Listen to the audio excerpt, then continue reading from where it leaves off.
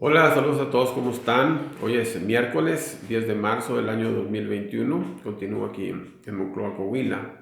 Haciendo esta serie de videos en los que la idea es compartir experiencias que me han tocado vivir y que me parece a mí que se habla un poco de ellos en los medios de comunicación y pues no sé, análisis, cuando se hacen algún tipo de análisis se hacen demasiado, me parece a mí, poco claros. Y la idea es compartir experiencias o en un momento dado también pues comunicarse con otras personas que también les tocó vivir esta etapa, así como igual que a mí. En este caso estamos viendo el sexenio de José López Portillo. Fue presidente de México de diciembre de 1976 a noviembre de 1982. Yo les he comentado repetidamente que durante este gobierno ocurrió un detalle, una cosa pues, que creo que a pocas personas, bueno, a mí me tocó vivir, que era de que el gobierno se convirtió prácticamente en dueño de las empresas más importantes del país. ¿No? O sea, la mayor parte de las empresas, las más importantes, estaban en manos del gobierno. Ya he dicho Pemex, Comisión Federal, Ferrocarriles. Pero esto no ocurrió obviamente de un día para otro, esto fue un proceso, ¿verdad? El gobierno mexicano, posterior a la Revolución Mexicana, tomó un rol más activo en la actividad económica y poco a poco se fue haciendo de empresas, ¿verdad? Primero los ferrocarriles los tomó, ya he comentado que hubo um, un cambio tecnológico que le llaman trenes de vía angosta, y entonces cuando esos trenes de vía angosta iban a desaparecer para darle paso a los trenes actuales, pues había que hacer una gran inversión. En ese instante el gobierno mexicano tomó la batuta y expropió los ferrocarriles, de acuerdo con las empresas ferrocarrileras, las cuales fueron indemnizadas por esos ferrocarriles que ya iban a estar en desecho, es decir, hasta obtuvieron una utilidad, ¿verdad? Con tal de pasarles ese negocio al gobierno mexicano, ¿verdad? Y ya no inclusive el mismo gobierno les compró pues, las nuevas máquinas, ¿verdad? Entonces el único cambio fue que quien iba a operar esos ferrocarriles pues fue el gobierno mexicano. Entonces poco a poco el gobierno se fue involucrando cada vez más en la economía. Lo mismo ocurrió después con la educación pública. Entonces, antes la educación estaba en manos básicamente de la iglesia. Entonces el gobierno empezó a tener sus escuelas públicas y a contratar maestros y crear la Secretaría de Educación y así. Lo mismo pasó con los hospitales. Es decir, fue un proceso así gradual. En 1936 ocurre la expropiación petrolera. Después en el gobierno del presidente López Mateos se expropia o se nacionaliza la industria eléctrica y entonces poco a poco el gobierno se fue apropiando de más empresas. En el sexenio de Luis Echeverría, por ejemplo, AMSA, una empresa que se encuentra aquí ubicada en Monclova, pasó a estar en control del gobierno. Es decir, el gobierno no era el dueño total de la empresa, pero sí era el dueño de la mayor parte de sus acciones. Más del 51% de las acciones estaban en manos del gobierno y por ende tenía derecho al control administrativo de la empresa.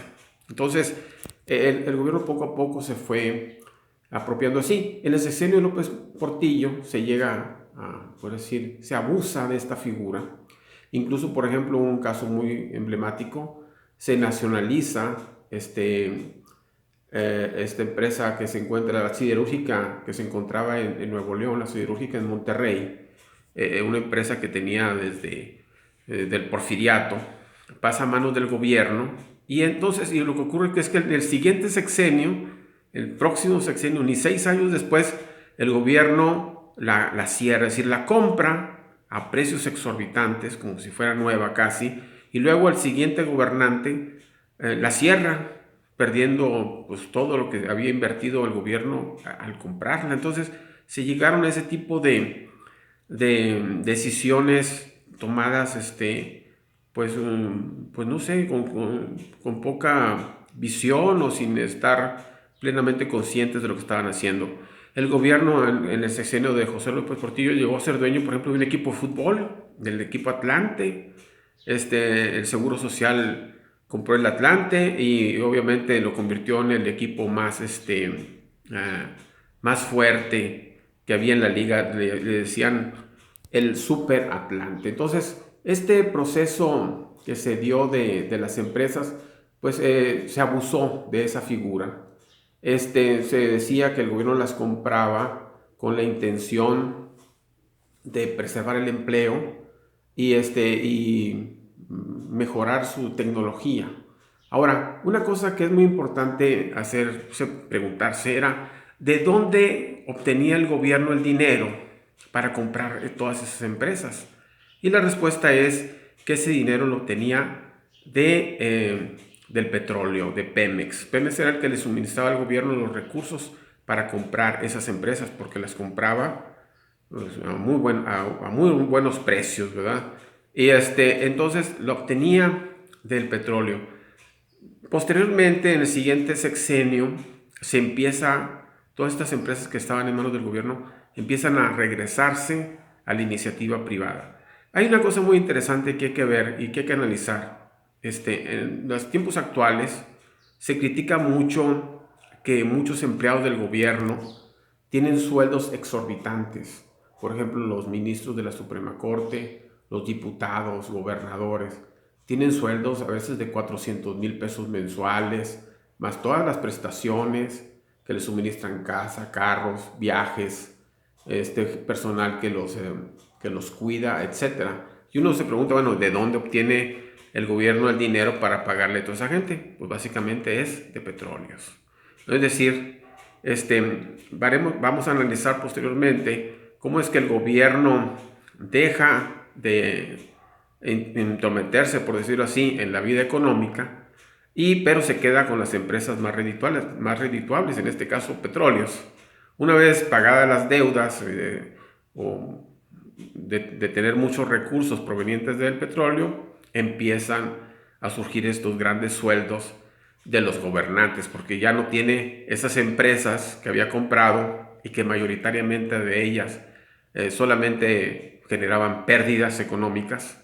Entonces el gobierno, al quitarse todas esas empresas de encima, pues ya limpia sus finanzas y empieza a tener los recursos, continúa manteniendo los recursos que se obtienen del petróleo.